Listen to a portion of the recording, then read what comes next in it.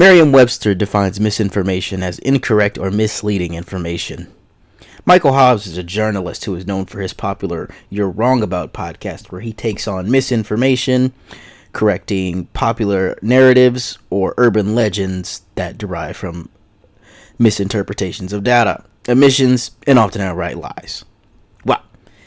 This Michael guy seems like a warrior against misinformation. So what the hell is he doing on his podcast denying the relationship between poor health and obesity? The Maintenance Phase podcast is a podcast hosted by Hobbs and his co-host Aubrey Gordon, who you might know from things and such. Anyway, this podcast has received prominence in the fat acceptance community, with some even going as far to recommend it to their doctor. And that is not a joke.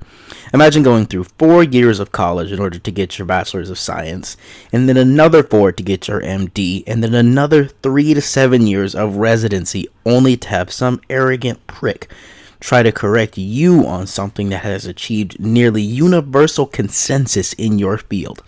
And said prick is doing this based on information they received not from someone who has your educational background, but from a podcast run by a relatively popular journalist and whoever the fuck Aubrey Gordon is. If that doctor told you to kiss their ass and get the fuck out of my office, I wouldn't even be mad.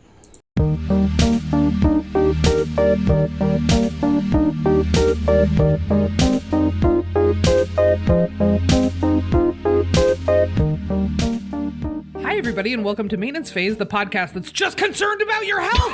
Oh my god. We're in your mentions on Instagram. You're glorifying it. That one really lived or died by the line reading, and I feel pleased with how it turned out, if I'm honest.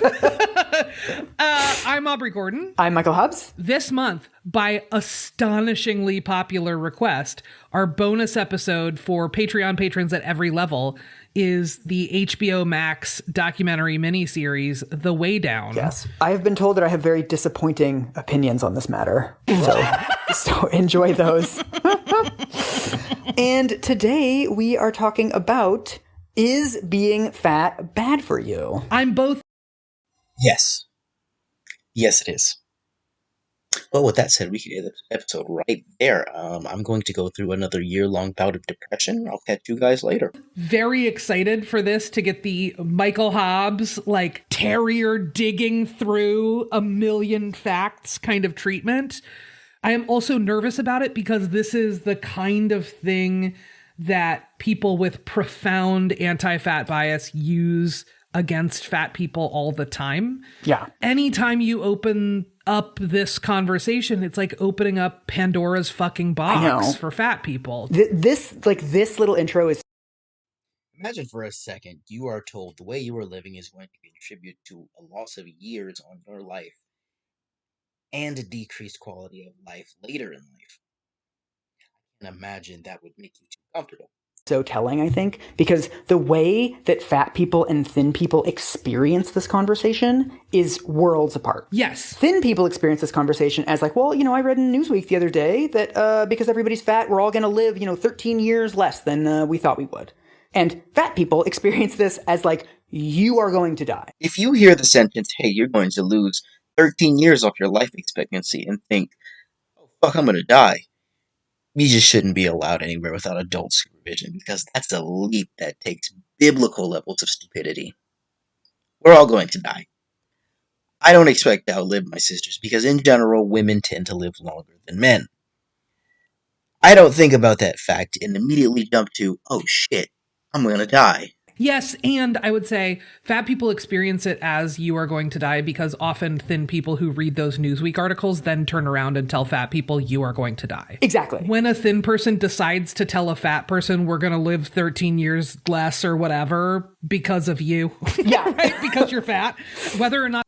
This is just an intentional obfuscation. It's a blatant straw man.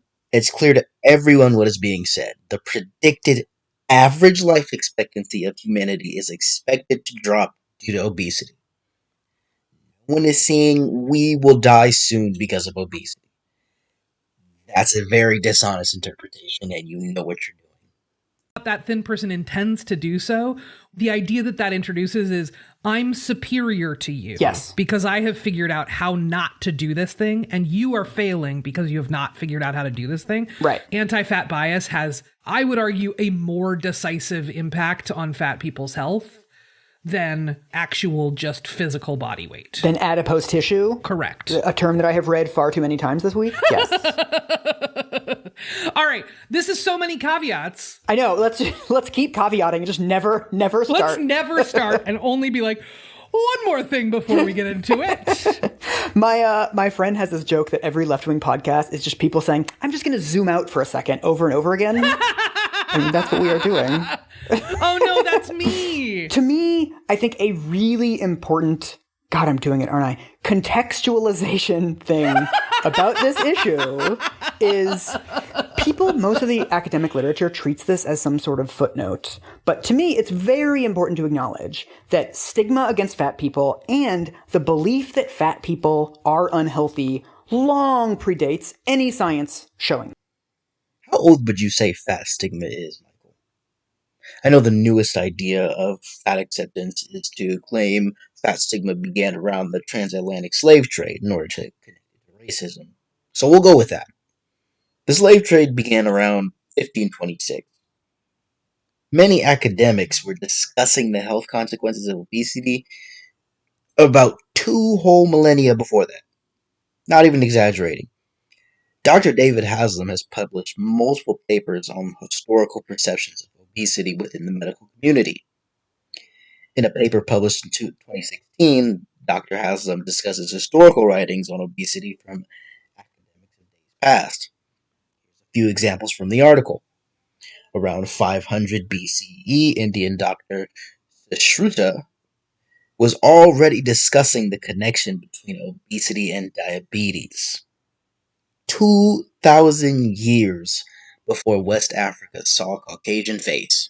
There's this really good book called Fat, A Cultural History of Obesity, where they identify the first reference of an obesity epidemic was in 1620. Right. You know, the Catholic Church invented the 7 deadly sins, and one of them was gluttony. And sloth. Well, exactly, yes. Yeah. So, like, there's always been this moral component, and there's always been this out-group component. So something I didn't know until I read this book was that diabetes used to be known as the Jewish disease. What? The idea was that there was something about Jewishness that gave people diabetes. It was like a genetic predisposition, basically. Oh, boy. So this has always been associated with, like, this is a group that I do not like, and I'm going to assign to them, like, some sort of health status. As an African American, I take personal issue with the notion that assigning certain health issues to certain groups is a way to spread hate amongst those groups. If a doctor is saying that African Americans in particular should be getting checked for sickle cell anemia because it has a higher prevalence in said community, is that spreading hate? No, it's a suggestion based on the known prevalence. Did you know that African Americans are 2 to 4 times more likely to experience advanced kidney disease due to variants of the APOL1 gene, common in those of sub-Saharan African ancestry? Acknowledging these facts doesn't equate to hate. In fact, I'd argue true hatred would be ignoring these facts and putting people at increased risk. Similarly, when it comes to Jews and diabetes, it was the 19th to early 20th century when this idea that diabetes was more common in the Jewish community arose. So it's entirely possible that anti-Semitism played a role, but at the same time, this was based on observation even amongst the Jewish physicians of the time. But here's what really matters. Was there an increased prevalence of diabetes amongst Jewish people? If so, now we do something about it instead of virtue signaling. Right. I mean, if we think back to the BMI episode, right, the earliest codification of the BMI was the fattest 15% of people would be considered overweight, right? It didn't have anything to do with health risks. It didn't have anything to do with anything but the fattest among us need to be defined in this way, right? Then you create a bunch of funding streams to find out why it's so unhealthy and so terrible to be what we already think of as terrible. Right. It can sound a little bit conspiratorial to be like, everybody hates fat people, and like, that's why all the science says this. And so I Wow, Michael, that is the first thing to come out of your mouth that wasn't bovine manure. It does indeed sound conspiratorial. You and your co-host are a hop and a skip away from tinfoil hats. do think that that's overly simplistic, right? Mm-hmm. But I also think that it's also overly simplistic to think that this has no effect. Yeah. So the earliest studies of like, what does it do to your health to be a fat person? I'm going to skip a lot of this because we talked about it in our BMI and obesity epidemic episodes. But the only data that was available was from life insurance companies. Right. This is the 40s, 50s kind of era. Yeah. Yes. So like, think about who had excess income in the 40s and 50s to spend on life insurance. It's going to be disproportionately white, overwhelmingly male, middle class, upper middle class, and straight up wealthy, right? Like there's like a whole wide range of people that you're missing. Exactly. So basically the big... In 2023, the University of Boston published a multi-year study in which they analyzed the brains of multiple deceased contact sports athletes. The study demonstrated an undeniable correlation between repeated blows to the head in American football and the risk of CTE. Take a wild guess who gave millions to this study. In your wildest dreams, would you ever guess it's the sports giant who spent years denying the relationship between head trauma and CTE? Well, if you guessed the National Football League, you'd be 100% correct. I bring this up for a reason. It is not uncommon for people funding research to have nothing to do with the outcome of said research. I'm sure the NFL would have loved for the study to indicate otherwise. And when they threw millions at the research, that's probably what they expected. Our dear friend Michael Hobbs has committed the genetic fallacy. The genetic fallacy is committed when someone judges the truth value of a claim on the basis of where it came from as opposed to its merits.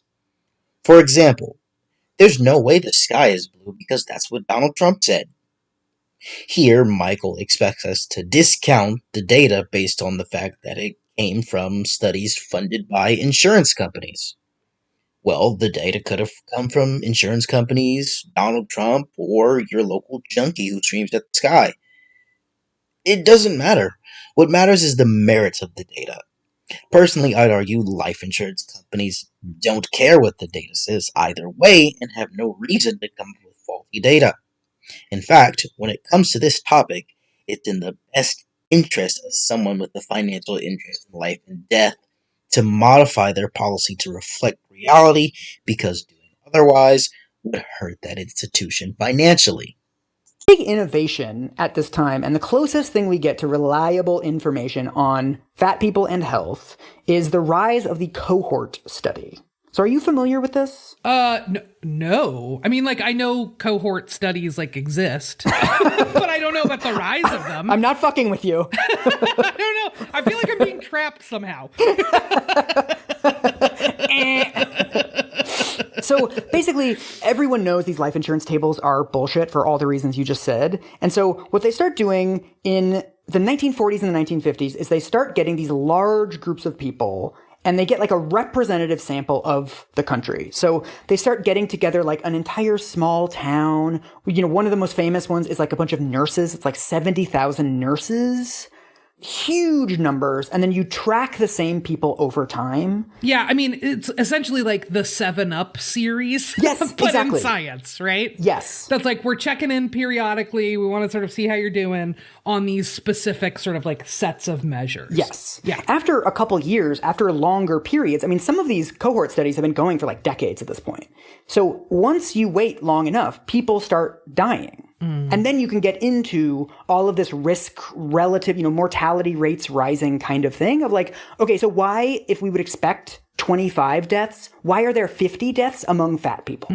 Like that is how you can start doing these gradations and figuring out like what is killing Americans. And so the sort of the central issue with calculating these mortality rates is you can't just look at the raw numbers, right? So if you say like, okay, if we look at normal people, 500 of them died, but then if we look at smokers, 1,000 of them died, right? So it's like, oh, okay, so smokers are twice as likely to die.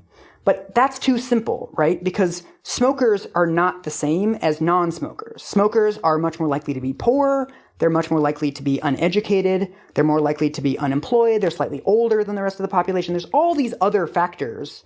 So you have to sort of adjust so that you're comparing like poor, uneducated smokers to poor, uneducated non-smokers. And then you can say, okay, so this is what accounts for the smoking. Right. And so what Michael is saying is when you're comparing things like mortality and health in populations, it's important to account for confounders. That's interesting. I sure hope this acknowledgement of this fact doesn't come back to bite him later.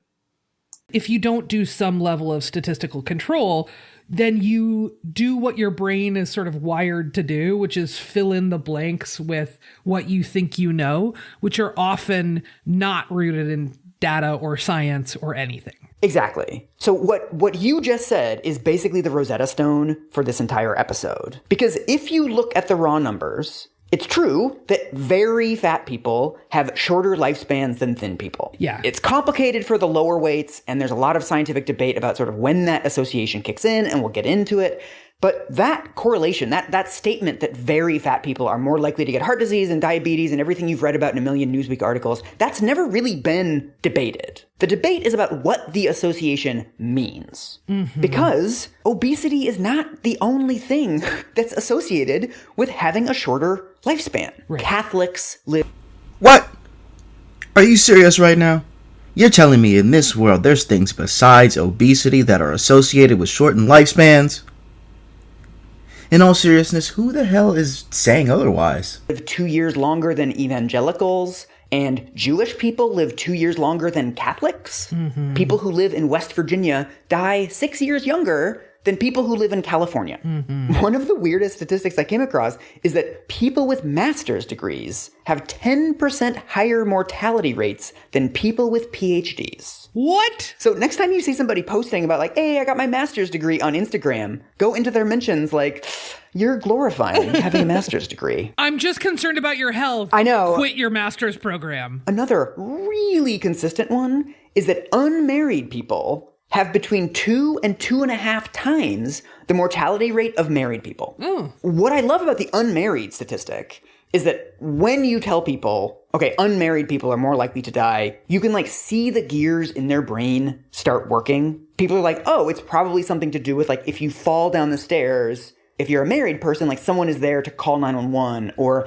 maybe somebody's going to hassle you about getting a doctor's appointment for like the lump in your chest if you're married, whereas if you're not, you might just like leave it for another year. Like people will start speculating about what the sort of the real reason is for this association, because we all on a gut level understand that like having a piece of paper, the marriage license, is not extending your lifespan. This is also how you get that fucking garbage shit that's like, it'll show up in like People magazine as like a pull-out box that's like, dog owners live 5 years longer than people who don't own dogs. Oh. People who own subcompacts have longer, happier lives than people who drive SUVs. Like all of that utter garbage comes from either findings that are not great or people not digging far enough into the findings before translating them into popular media, and then popular media running with that shit. Exactly. No one looks at all these other associations and immediately leaps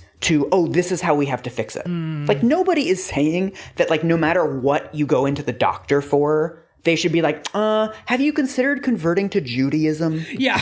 This isn't actually a difficult concept for people. What's difficult is that we have been told this extremely simple story about obesity for so long that it's really hard to look at it any other way. Correlation does not equal causation. This is what Michael is talking about. In nature, many things can correlate, but that does not mean that they share a causal relationship. For example, the statistic about how people with a master's that Michael mentioned. How do we establish causation between things that correlate? Conveniently, neither Michael nor Aubrey tell us how. I'd argue that's purposeful. Ask Michael, how does he know there's a relationship between tobacco use and cancer?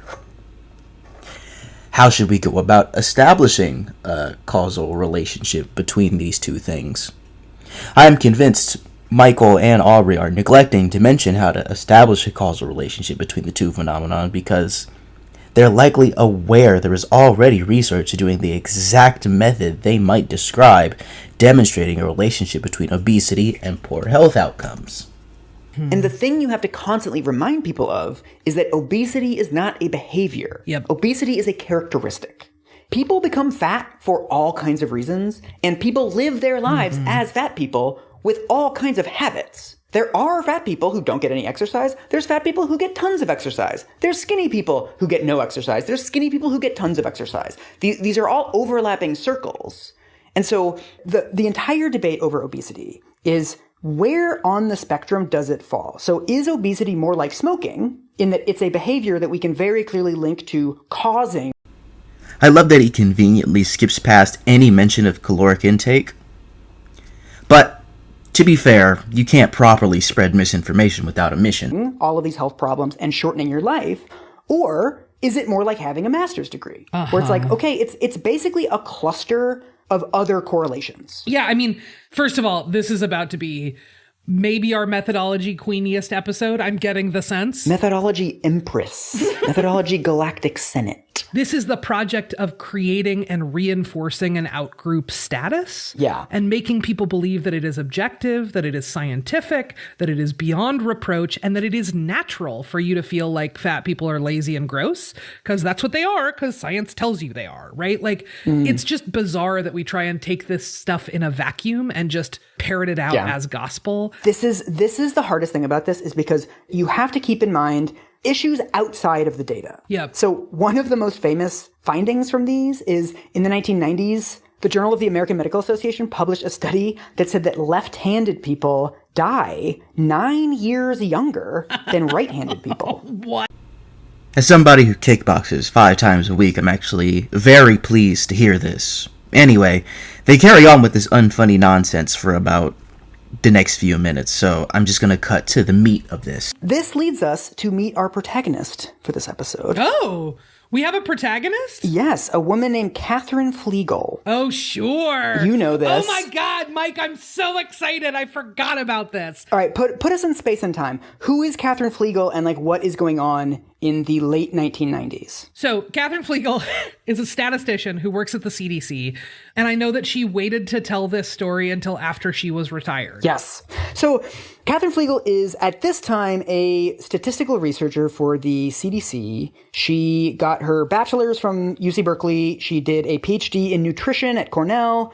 Her work has always focused on obesity. And she's one of the first people to notice, like, hey, Americans are getting fatter. Like, she's one of the first people to start publishing on this. And she was actually in, I believe it was Geneva, at that WHO meeting where they changed the BMI categories. Oh, whoa. Holy shit. She is like deep in this field and like one of the earliest people, like just trying to get the message out that like something is changing in the American population and like people are getting fatter. So in the year 2000, she starts working on a paper about obesity and health. She's been at the CDC for a while. There's this kind of long-standing debate about like, what does it actually mean for your health to be fat? And she decides to start looking into this in like a very concerted way. Like, I'm going to find the best data. I'm going to like try to really answer this question once and for all. What she does not know is elsewhere at the CDC, another team is also working on this. So in 2004, we get the infamous paper that is called Years of Life Lost to Obesity. We've debunked this like 4 times on the show already. It's basically this big CDC study that makes huge headlines everywhere for saying that obesity causes 365,000 deaths per year. Yeah. It also says that obesity is poised to overtake smoking as the #1 cause of death in America. This is like a level of deaths that like you would know someone who died just of fat. That is a very... I do. This is like a universal black experience. Your granny who has 85 fucking kids has that one daughter or a son who is only in her 60s yet is already on oxygen and towards the end of her life is in a walker or a wheelchair, if not completely bedridden due to the beaties taking one of her feet. Been there. It's such a universal black experience, they made a movie about it. Large number of people to just keel over because of their fatness, Exactly. which is sort of the impression that certainly that the general public is left with after the reporting on this, right? So this paper comes out, gets a ton of media coverage.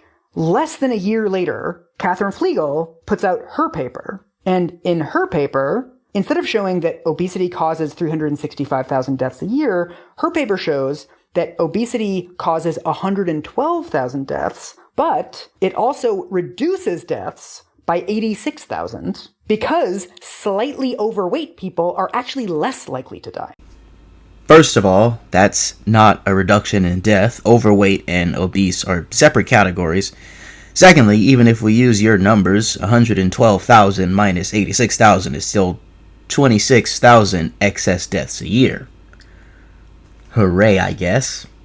Right. This is what they call the obesity paradox. Yes. Which is my favorite thing to yell about because it's only a fucking paradox if you can't imagine fat people living healthy lives. Catherine Flegal has some like very salty papers about the obesity paradox. That she's like, it's not really a paradox. It's just like, maybe it's just not universally bad for you. Like maybe it's complicated.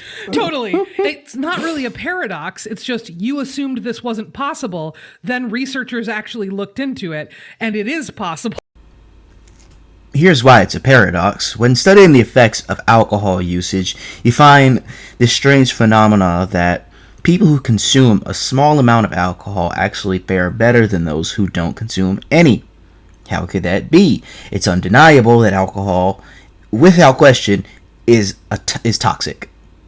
It is a group 1 carcinogen alongside tobacco, asbestos, radiation, and even some parasites.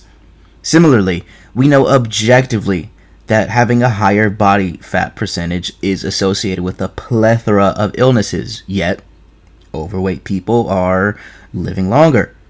It's a paradox. Understand now? I'll get into the reasons for this later. Exactly. Like, calm down. And sometimes you'll see scientists just kind of rejecting this out of hand. They're like, ugh, there's no biological mechanism that would make fat people live a bit longer. And it's like, really? You don't see any reason why people who carry around extra energy on their bodies would live longer from certain conditions? Like, I actually don't find this difficult to believe.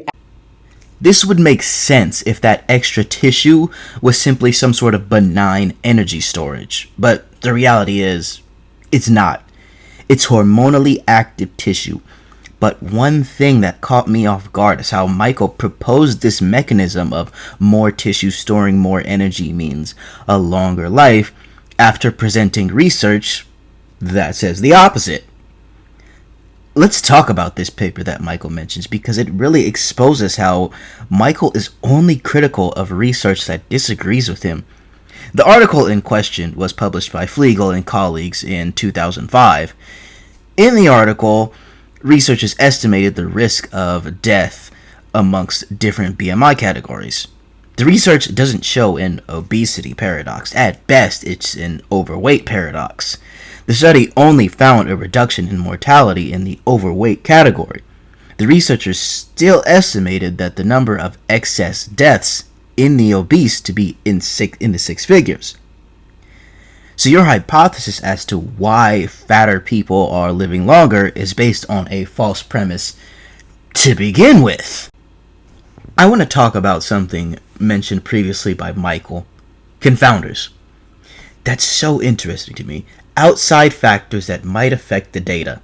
Granted, this study accounted for confounders such as smoking habits and alcohol use, but there's something important I'd like to bring your attention to. Towards the end of the paper, you'll find this sentence, quote, in contrast of the 33,746 estimated deaths, excess deaths associated with underweight, the majority, 26,666, excess deaths occurred in individuals aged 70 years and older.